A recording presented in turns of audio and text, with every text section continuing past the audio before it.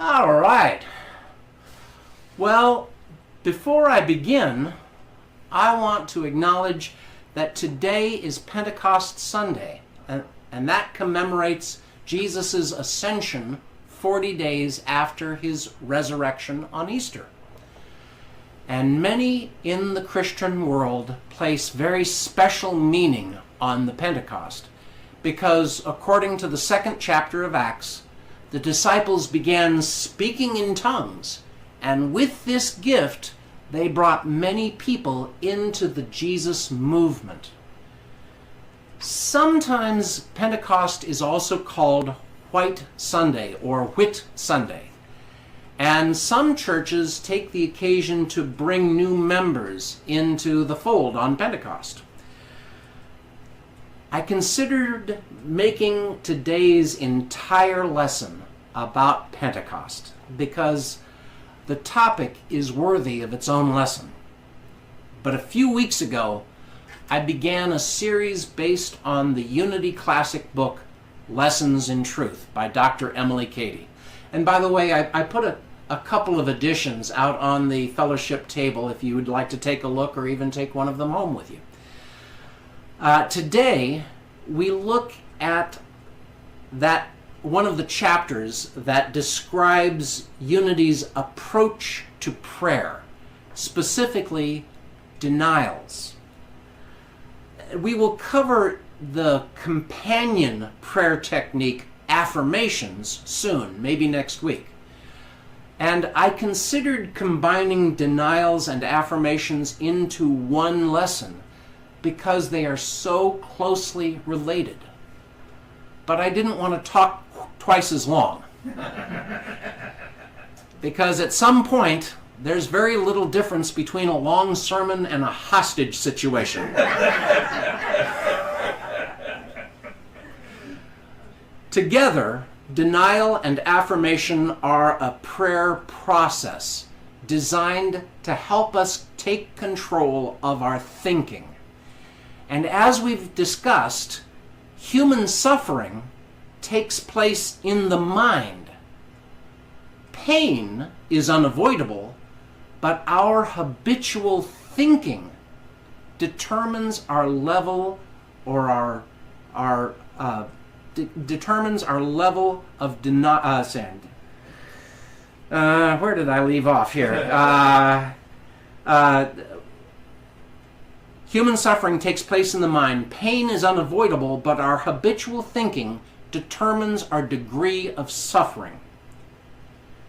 Whenever I talk about denial, I always have to include a disclaimer.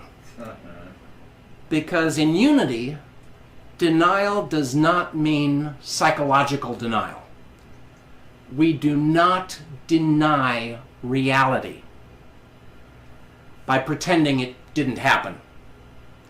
Instead, we use the denial prayer process to change our thinking about what happened and our response to it. Dr. Cady begins her chapter on denial with a quote from Jesus, Matthew 16:24.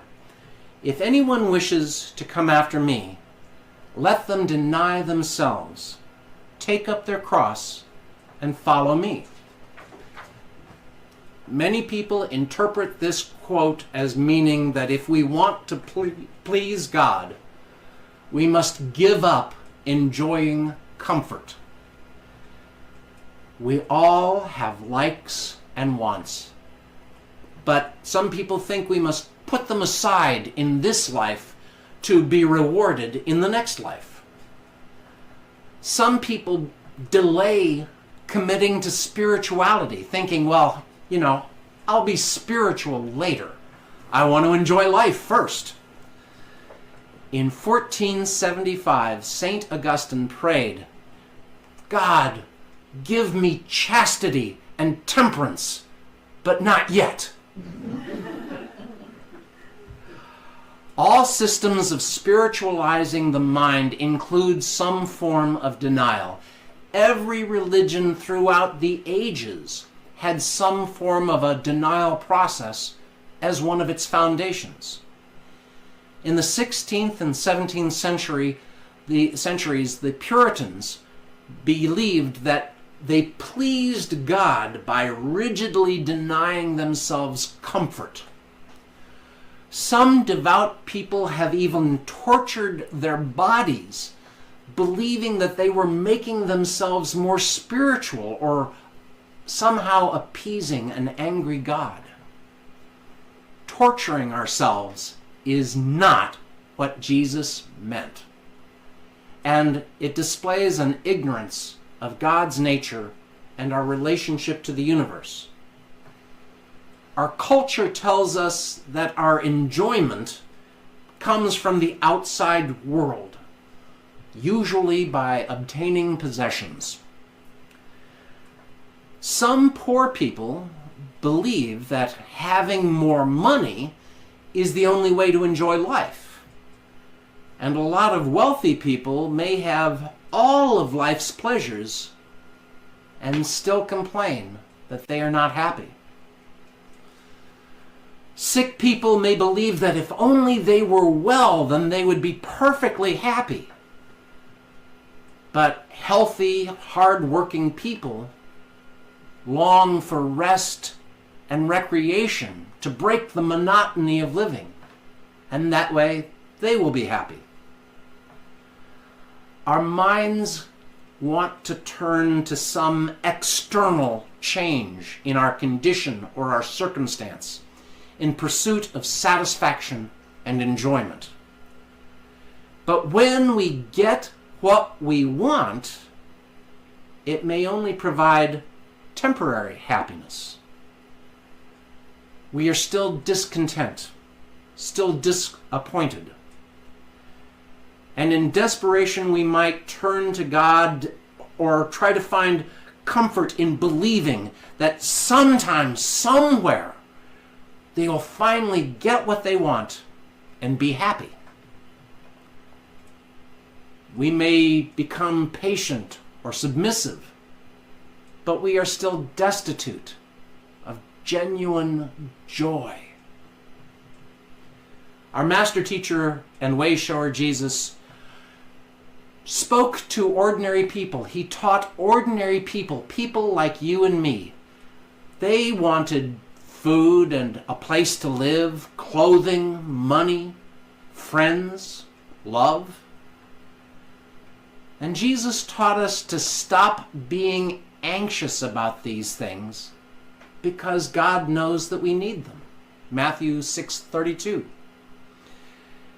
Instead of being anxious about our needs, we should focus on our joys. John 15:11. I have said these things to you so that my joy may be in you, and your joy may be full.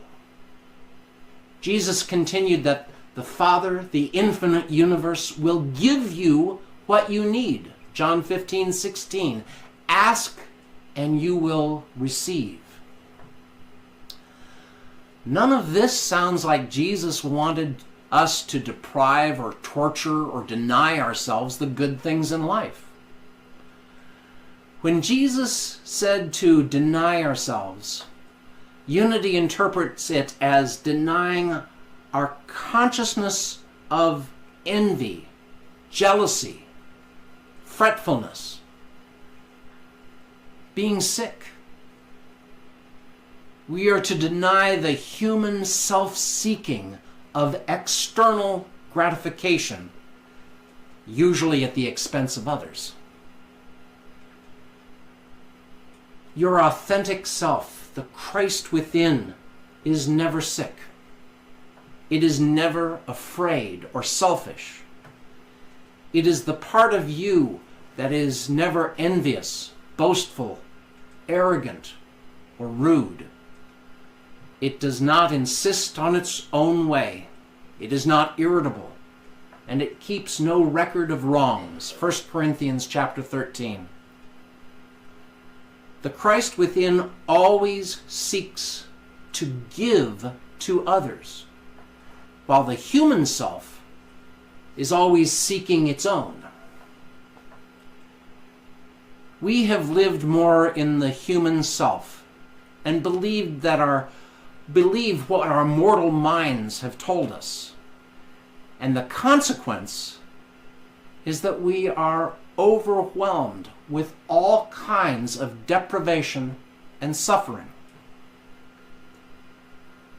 Truth students study our own consciousness, and we find false beliefs and error thinking, and that is the cause of all kinds of trouble in our lives: physical, emotional, moral, financial. These erroneous beliefs come from the human mind. Spiritual seekers on the path have learned, and we have proved that we can, by a persistent effort, change our beliefs and thus change our lives. We can change troubling situations and circumstances. One method to begin that change in consciousness and in time get rid of those troubling conditions is to deny those conditions have any power to make us unhappy. The word deny has two definitions. One is to withhold from, like denying bread to a hungry man.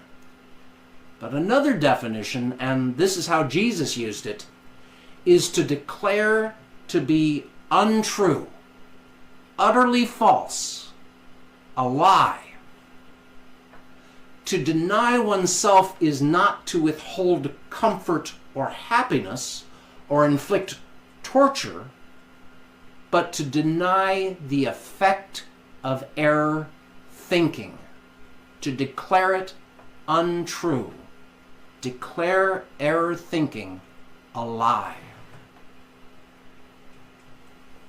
When we do any task, if we do it incorrectly, if we make a mistake, the first step toward getting it right is to undo the error and then begin again from that point.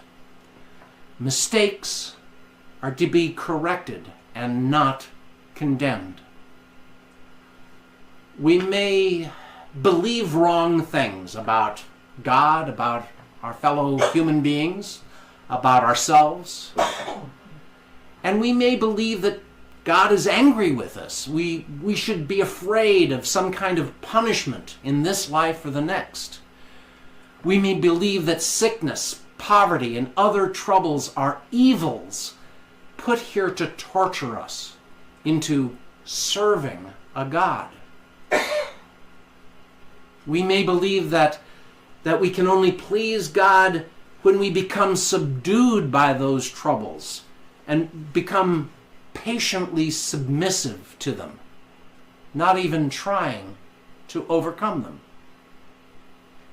When a child makes a mistake on a math problem, say 2 + 2 = 5, they must stop, recognize the error, before they can proceed to a more advanced lesson.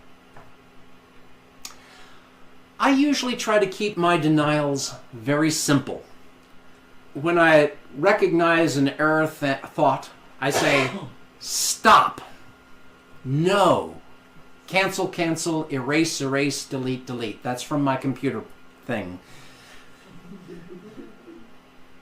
Dr. Katie examines 4 common mistakes in our human consciousness that keep us in darkness, and she suggests an appropriate denial prayer as a correction of these mistakes.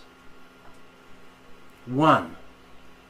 There is no evil. Each week we say there is only one presence and one power in the universe, God the good. And we perceive that evils are not entities within themselves. They are not things themselves. They are the apparent absence of good. Just as darkness is the absence of light. But God or good is omnipresence, everywhere evenly present.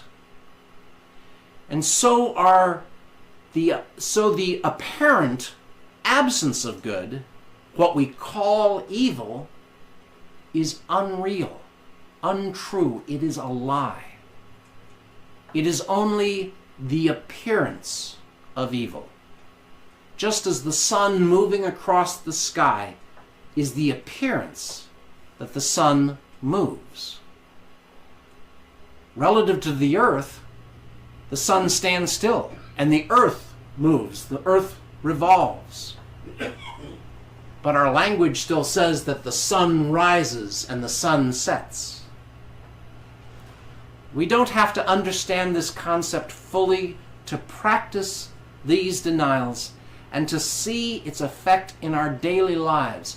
There is no evil. 2, there is no absence of life, substance, or intelligence anywhere in the universe. We have seen that the real is spiritual. 2 Corinthians chapter 4:18. What can be seen is temporary, but what we cannot see is eternal. Using this denial, we break our bondage to material conditions and we know our freedom.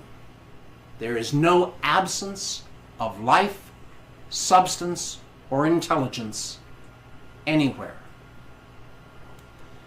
3,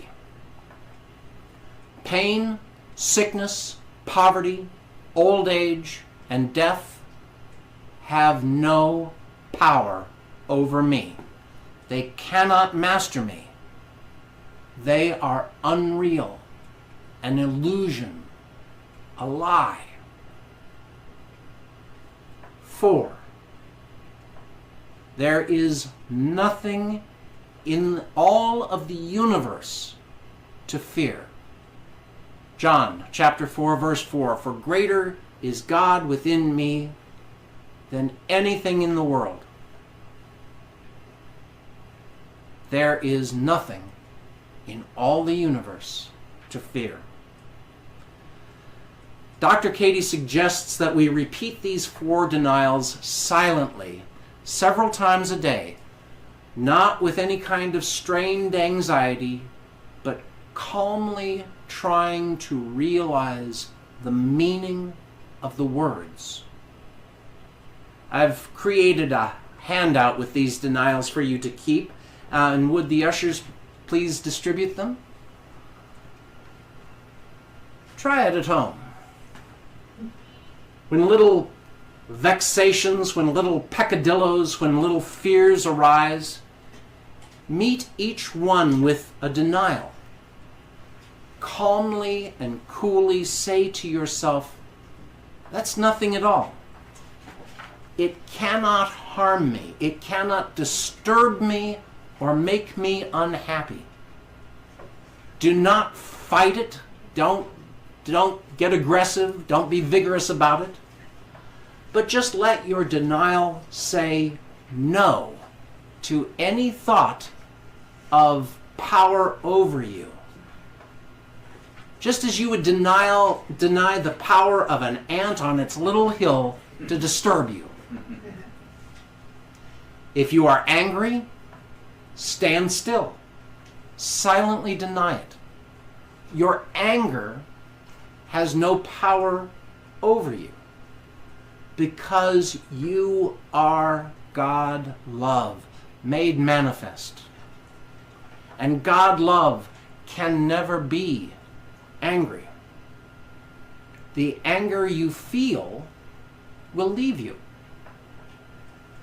The same is true for any feelings of anxiety or envy or fear or jealousy. These feelings are not the truth about you, and they have no power except the power we give them.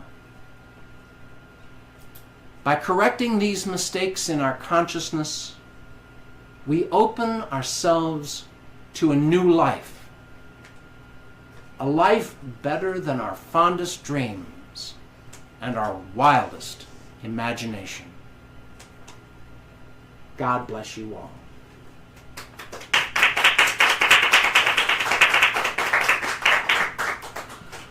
Well, this is our opportunity, yours and mine, to pour out the gift of God from within us through our tithes and our love offerings. And can we share this offertory blessing together?